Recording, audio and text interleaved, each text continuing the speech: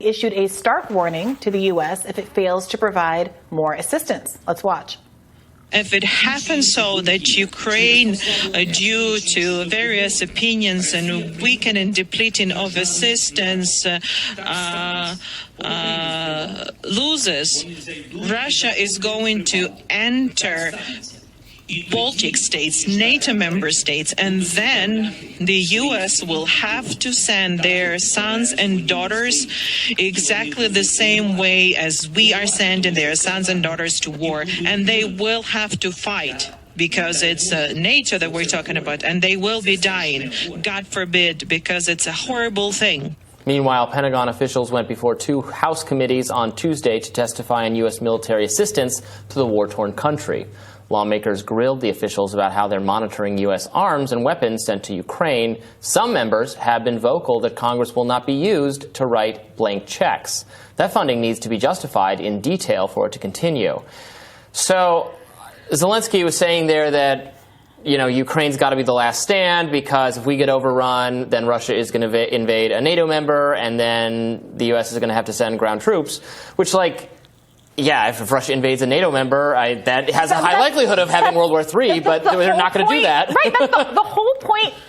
It's such a backward argument. The whole point of Russia invading Ukraine is to prevent it from being a NATO member. Like the reason that this invasion has happened is because it is not a NATO member and it doesn't want NATO to continue to expand. It's like a hyper consciousness of not wanting to engage directly with NATO members that has kind of driven, is at the core of this crisis. So it's such a weird backward argument to make, to say that Ukraine is somehow the last bulwark against Russia. If Russia wants to attack a NATO member because it's just thirsting for a war with the rest of the world, it can do that. If Russia wants to start World War III, it can press the button anytime it wants. There's not some magical wall. Yeah. It's not like it's like a gameplay, and until you defeat Ukraine, you're not allowed to go and invade another country. It's like the risk board. You can't, well, Ukraine borders, actually, Europe is a pretty easy continent to move around in the game of Risk, so it's worth 5.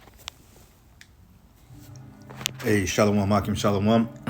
First thing and foremost, I'm going to give all praises and glory and honor that's due to Yahweh Ba'achim, Yahweh Shai, Ba'ashim, HaKadosh. I'd like to give double honors to the elders and the apostles of Great Millstone. Blessings and salutations to the hopeful elect. It was in the gospel bar, living up the standard of Yahweh Ba'ashim, Yahweh Shai, wherever it may be. This is just a quick lesson through the spirit, man. I was looking at this video from Rising.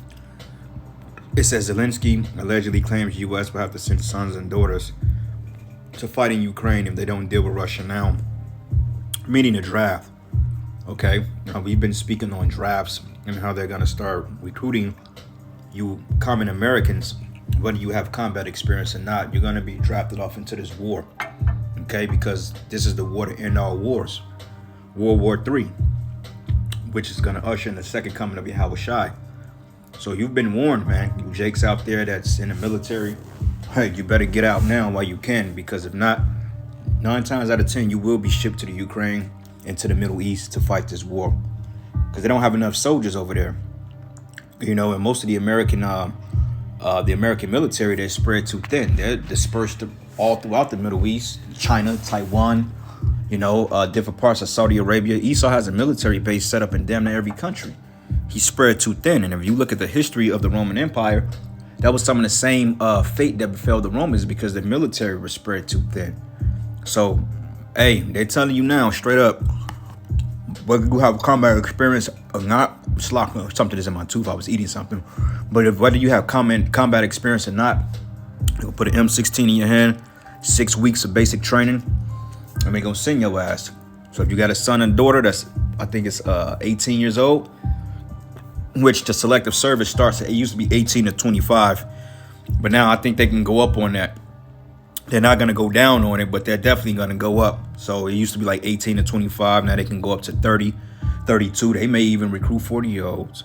And those of you that's still active duty, or you have some type of military experience within the last 10 years or so, and you up in age 40, they can still re-enlist you, because they're going to need everybody they can get. But I'm going to tell you straightforward, the American people, you're not equipped to fight World War III, because you don't have the mental, okay? You're soft.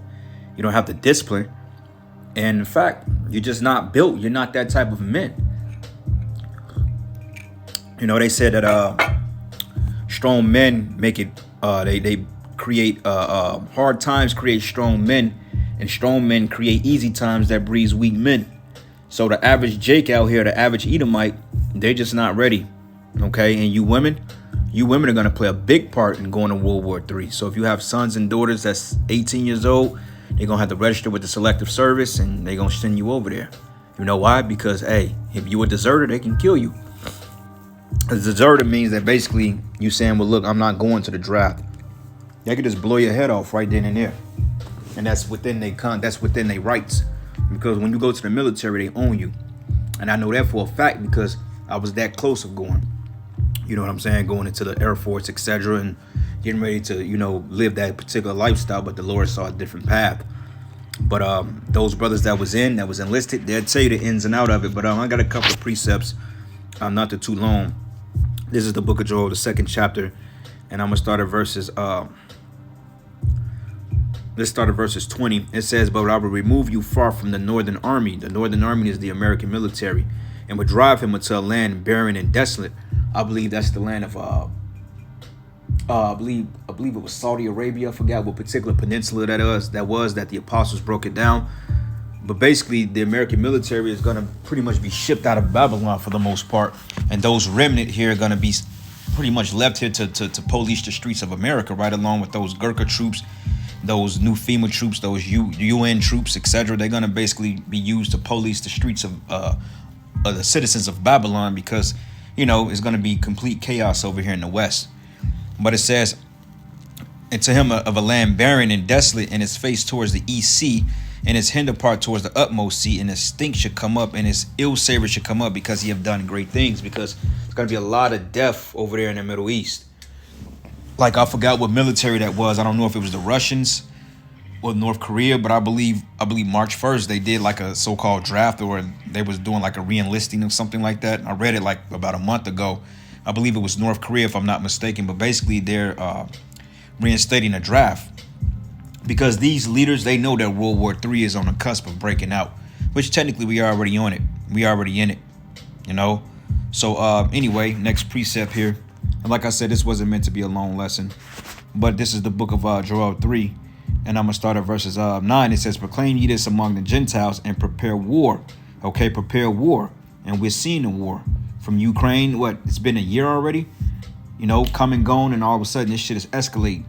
Putin is talking about using nuclear weapons. North Korea is broadcasting their nuclear artillery.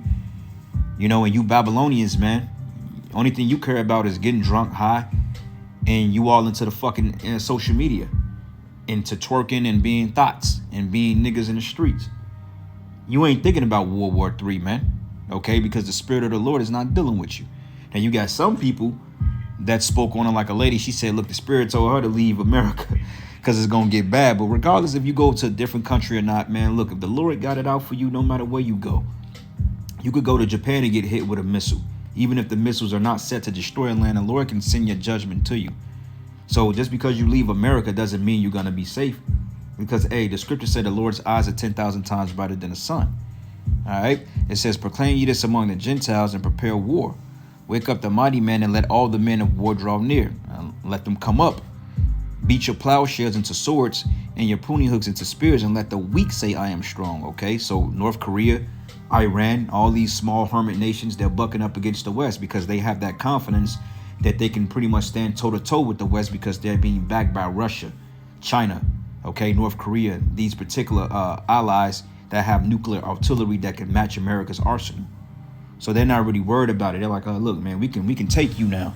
Versus 20, 30 years ago, they wouldn't think twice about bucking up against Babylon because America was pretty much the pinnacle of fear. Okay, when you thought of America, that should put fear in your heart because what they did in World War II. That atom bomb, that stopped the world. People was like, oh, shit, we ain't messing with the white man. And ever since then, the so-called white man has had his way. But gradually, after World War II, going into the Gulf War, the Cold War, which shortly commenced thereafter, pretty much, Esau was losing power because the scriptures say the third world coming quickly. But it says, and assemble yourselves and come, all ye heathen, and gather yourselves together round about, and thither cause thy mighty ones to come down, O Lord, man. Okay, so this is World War III. Let the heathen be awakened and come up to the valley of Jehoshaphat, which that's the Middle East. Okay, Jehoshaphat going into Yahweh Shaphat, the Lord's judgment, the war of Armageddon. It says, for there I was sit to judge all the heathen round about. Now, when you look at what they call the Fertile Crescent, okay, the beginning of all things, where life began, that's where this war is going to be. Where everything began is where it's going to end on this side. You know, the Lord got the ultimate climax within that Middle Eastern region between, you know, Saudi Arabia, Israel, you know, in that particular land in the Middle East. The Lord is going to bring an end, and he's going to judge all those nations there to set up the kingdom of heaven. Okay. And it says here, it says, let the heathen be wakened and come up to the valley of Jehoshaphat, for there I will sit to judge all the heathen round about. But put ye in the sickle, for the harvest is ripe, but come get you down, for the press is full and the fats overflow, for the wickedness is great. So, hey, Yahweh Bashim Yahweh Shai has it out for Babylon the Great, and anybody that wants to pretty much live off the delicacies of America. All right, next precept. This is the book of Isaiah 3 and Salaki, if that music is too loud. But this is the book of Isaiah 3, and I'm going to start at verses 20, 25. It says, thy men shall fall by the sword, and thy mighty in the war. What wars is talking about? First and foremost, the wars in America, the race wars, the what you call the Civil War, because it's a civil war coming to this country, to this society. Just look at the way things are. Inflation, people losing jobs, man, the IRS, people being taxed to death, they can't live. A civil war is coming to this country sooner than later. It says, thy men shall fall by the sword, and thy mighty men in war, and her gates shall lament and mourn, and it shall be desolate, and shall sit upon the ground, which the gates goes into the leadership. All right. One more precept here, and we're going to end it. Point is being made. Second Esdras, the 16th chapter. And I'm going to start at verses.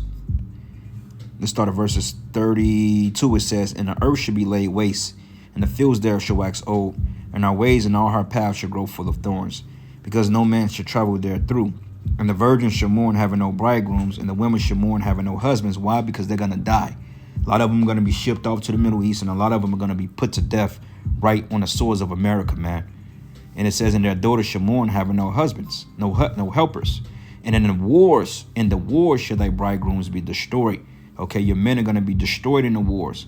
Okay, it says wars as in plural, because you're going to have fronts over here. Civil war, people are going to be fighting the government, the military, the martial law.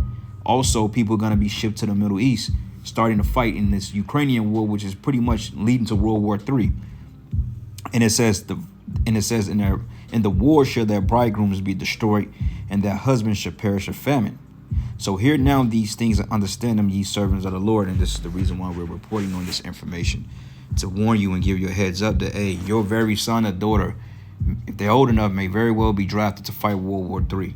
And my sentiment is, Esau, shit, go sweep O-Block. All them gun-toting niggas, man, them young yachty looking niggas, them NBA young boy niggas, Chief Keefs and all them King Von, man, go get them niggas, man. They like to shoot shit up.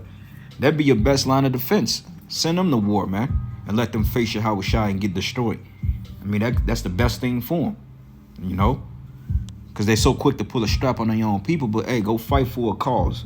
Fight for the so-called white man, and watch what's going to happen to you. And them be the main men that's going to bitch up when they get said, man, I ain't going to fight no war. But yeah, you declaring wars on the streets of America on your own brothers and sisters, man. You know? But anyway, that's pretty much it. All praises and glory and honor that's due to Yahweh Bashim Yahweh Shai. And with that, Shalom and a Baba.